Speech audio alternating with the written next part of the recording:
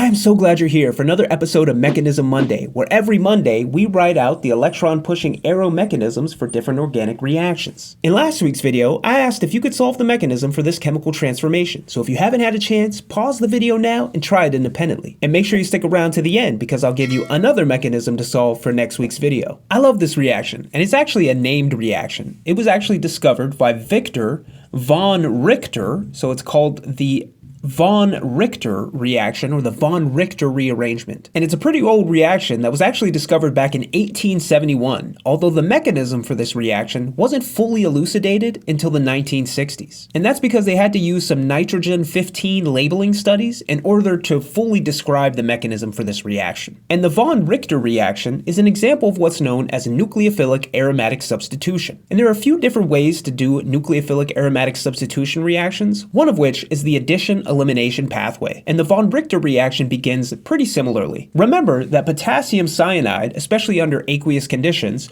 is really just a proxy for saying that we have potassium ions in solution as well as cyanide ions in solution. And importantly, the carbon is going to be what acts as the nucleophile, and that's because the HOMO of cyanide is actually closest in energy to the carbon atom in that molecule. In fact, as an inorganic chemist, this is one of the molecular orbital diagrams that I have students draw when we do molecular orbital diagrams for heteronuclear diatomics, because it's counterintuitive that the carbon end of the cyanide molecule would actually act as the nucleophile. And if you're interested, I actually have a whole series here about inorganic chemistry and a video specifically talking about the molecular orbital diagram so that you can see that the carbon is actually where the HOMO, or the highest occupied molecular orbital, is for cyanide. The same is also true for carbon monoxide, which is why the carbon in carbon monoxide binds to metals. But back to the mechanism, the first step is actually going to be a nucleophilic attack of the cyanide at this position, and specifically at this position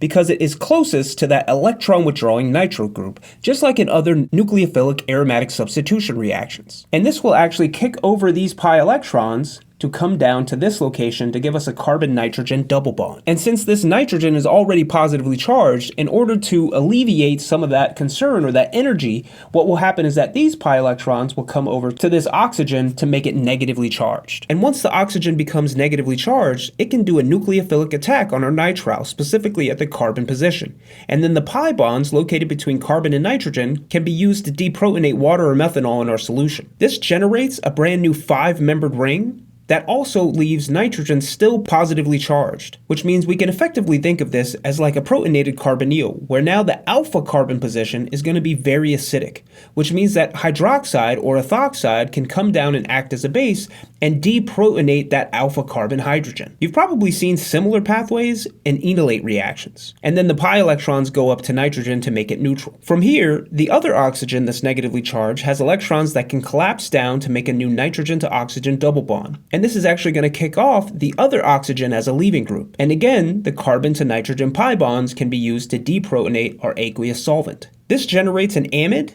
and then we still have a nitroso group located at the bottom position of the ring. And the lone pair of electrons on the amide can actually come and do a nucleophilic attack on the neighboring nitrogen, and then the oxygen can be protonated by our regenerated aqueous solvent. Now we've got a new 5-membered ring, and from here, our hydroxide base can come and deprotonate the amide nitrogen-hydrogen bond. This will effectively do an elimination reaction where the electrons previously contained in that bond will come down to make a new nitrogen-nitrogen double bond and kick off hydroxide as a leaving group. From here, we now have an opportunity for hydroxide to come and do a nucleophilic attack at the carbonyl-carbon position, kicking up the pi electrons to our carbonyl oxygen. And once those collapse back down, the better leaving group is going to be the N2 ion. And what's more is this gives us an opportunity to have nitrogen liberation, where the negatively charged nitrogen can bring down some of the electrons down to make a new nitrogen to nitrogen triple bond, which is actually going to liberate the electrons located between carbon and nitrogen. This generates a brand new anion, which can later deprotonate our carboxylic acid. And then since we're under aqueous conditions, all that can happen next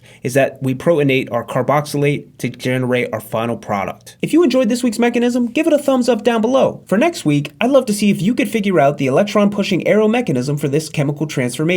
Drop your thoughts as a comment down below, and make sure that you subscribe to the channel so that you never miss out on another Mechanism Monday. I'll see you next week.